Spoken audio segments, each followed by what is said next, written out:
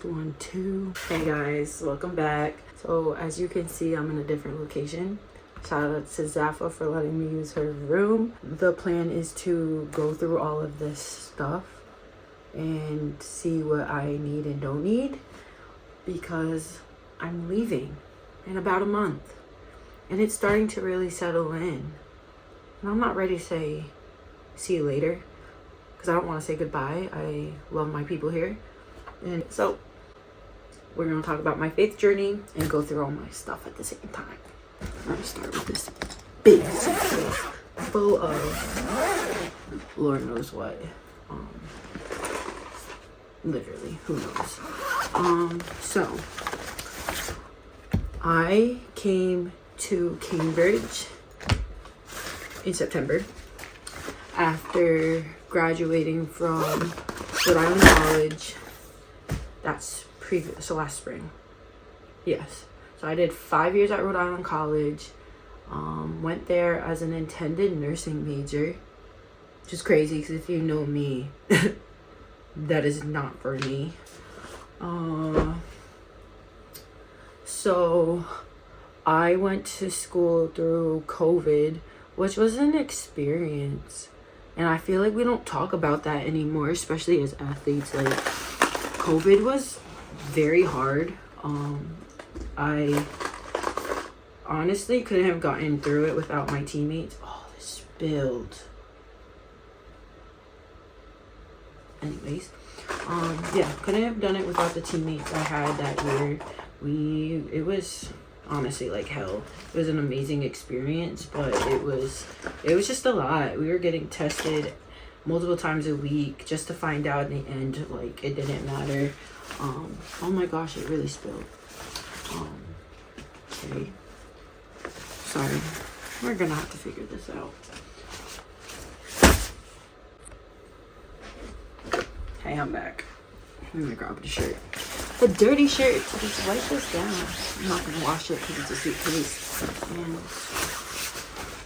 the princess in me wants in the suitcase. But anyways, yeah, so COVID happened and we were getting tested multiple times a week. Had no association with people outside of basketball, which was fine. Like, I don't even think that was necessarily the part that affected me most. It's just post-COVID stuff was where it got kind of dark. Even during COVID, it was dark. Like, personally, I really struggled with finding myself. I grew up with identity issues, and I grew up in a single parent household, so I knew my mom's side of the family. I grew up in Newport, Rhode Island too, so it's a very small town, predominantly white, and I never really fit in. I kind of did my own thing, which was fine, but you know, growing up, you're always questioning, like, oh, why is no one else doing stuff with me or like me? And I just wasn't comfortable in my own skin to embrace that I was different and I was doing things differently. So I tried to fit in, and it carried over till my freshman year of college, where I was partying all the time. I wasn't in the gym. I was just like going with the flow, enjoying my time, which is fine. Like, there's nothing wrong with that, but it's not me. It was never me. So once COVID hit, I went into isolation, just like everyone else. It's in isolation, but my mom ended up doing a summer of travel nursing because she really wanted to, and it was a great opportunity for her. So she moved up to New Hampshire with my grandparents, who moved up there full time, I think like a year or two before then. So she spent the summer with them, with my little brother. So I was in quarantine by myself, and during that time I was just like in such a bad place. I wasn't leaving my room. I was smoking every day, wasn't eating, and just like totally lost myself. So it got to a point where I recognized it was an issue and I needed to do something. So I went to start going to therapy, and it really did help.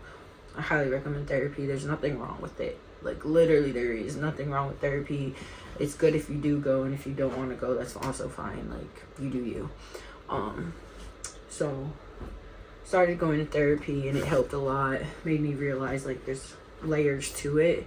So I knew that it was going to be a series of things I needed to work on and kind of just explore and basically find the root of the cause of everything. So once I started therapy, I started really enjoying going outside, doing the things that, you know, I used to love. So working out, doing stuff like that. And at that point, it wasn't weights or anything. I was honestly just going outside, going for walks, going for runs. I was obsessed. So I was the cardio baddie. I was out there.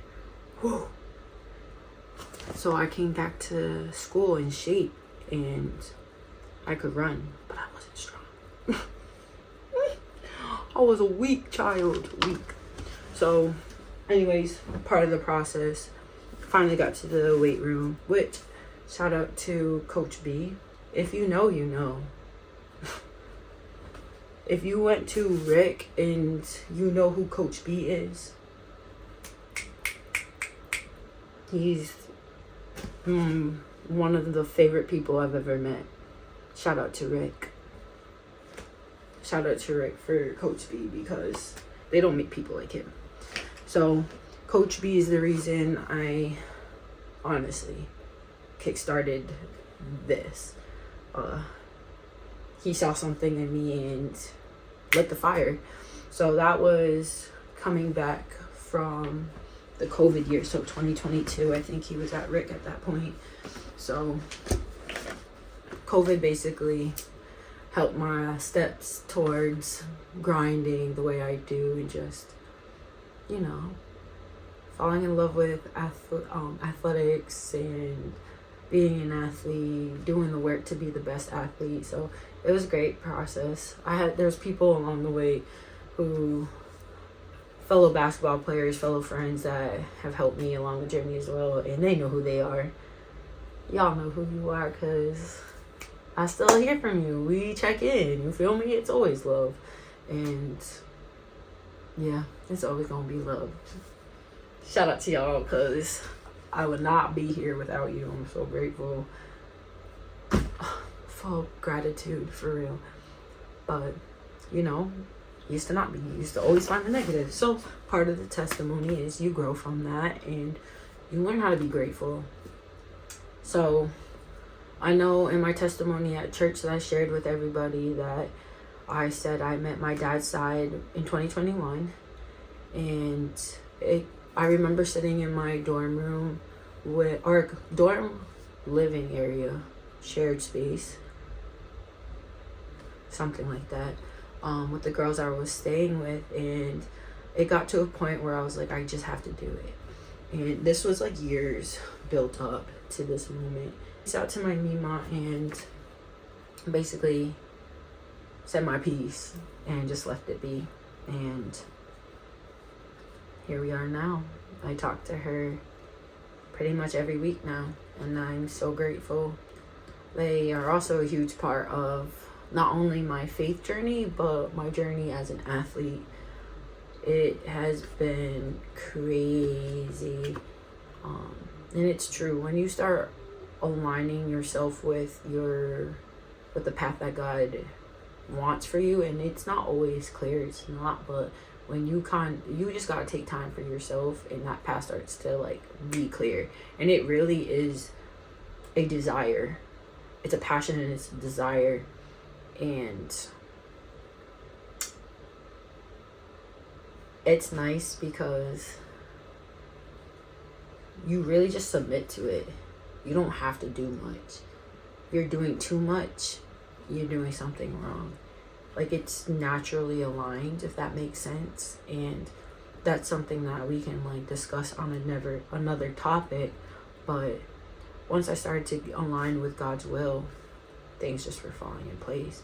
So after my first summer visiting my grandparents in Arizona, I came back and met my first actual basketball trainer.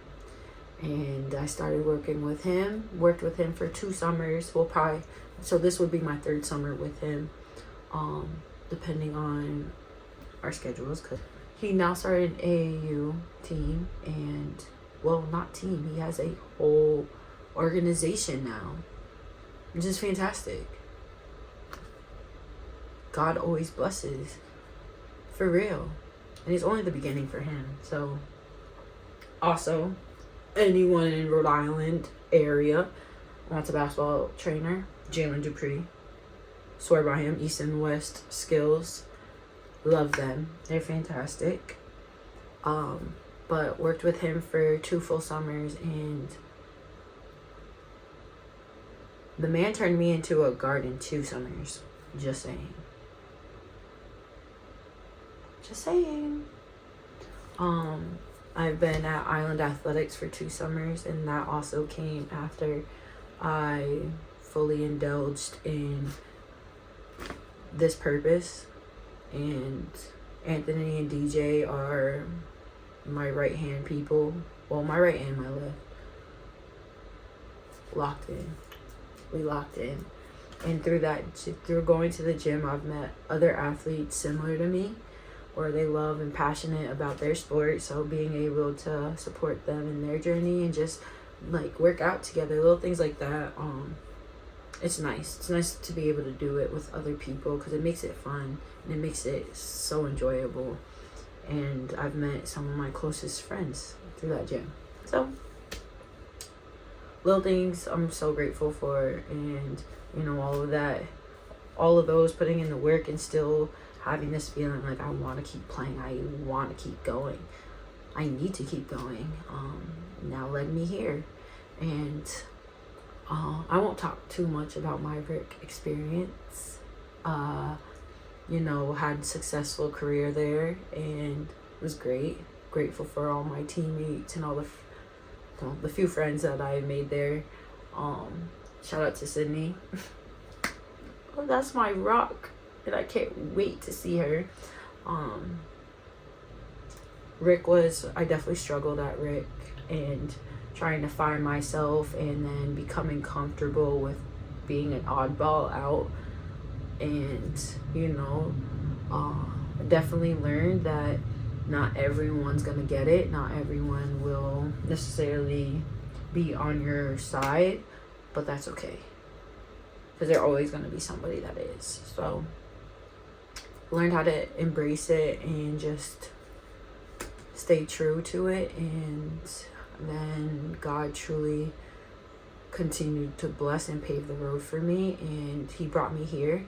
So I will also say I never chose ARU. I didn't choose Cambridge. That was my first decision. I can genuinely say I gave it to God and said, God, show me a sign of a flamingo. It was the first thing that popped in my head.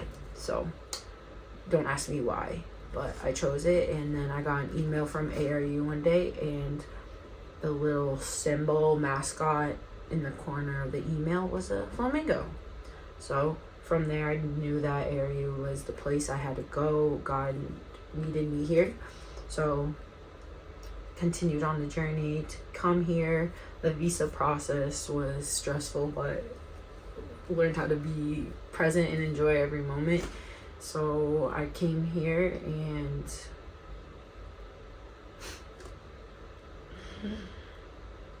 prayer works. Prayer absolutely works. I just prayed for a community. I prayed for people to just be around that, even if they don't get it, even if they don't live the same life, just at least respect me and support me, and just a place that I would be fully loved and fully embraced.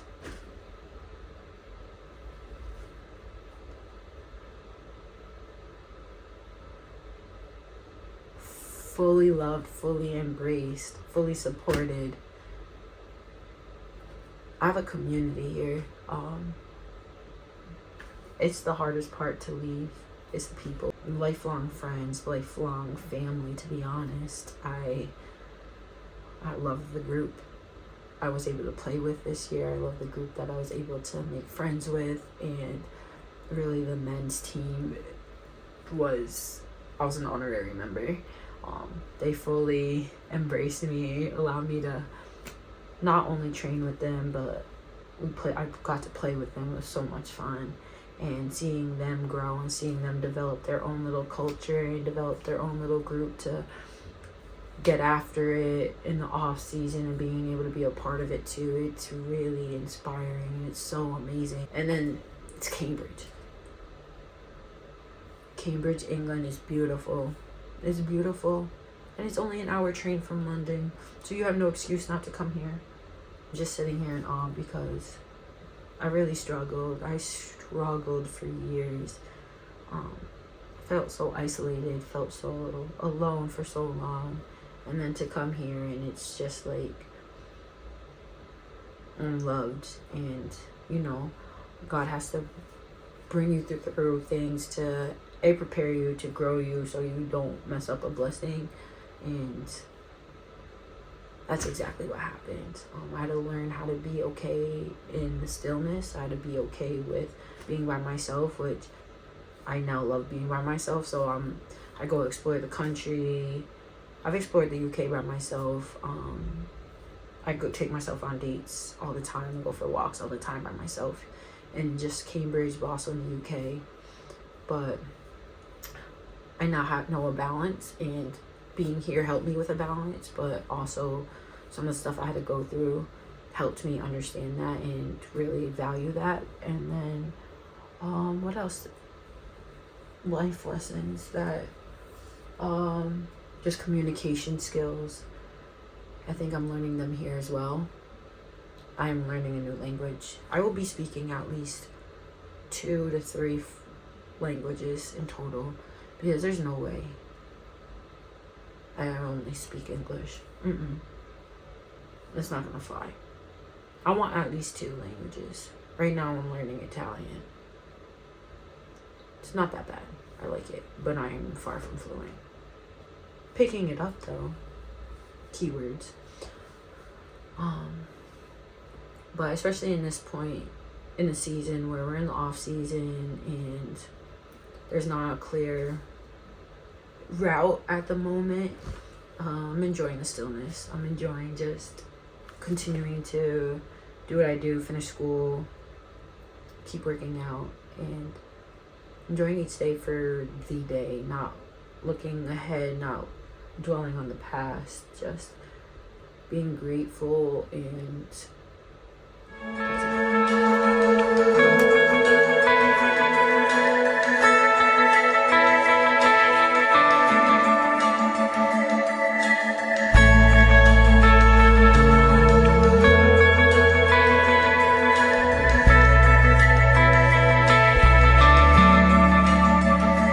let it go,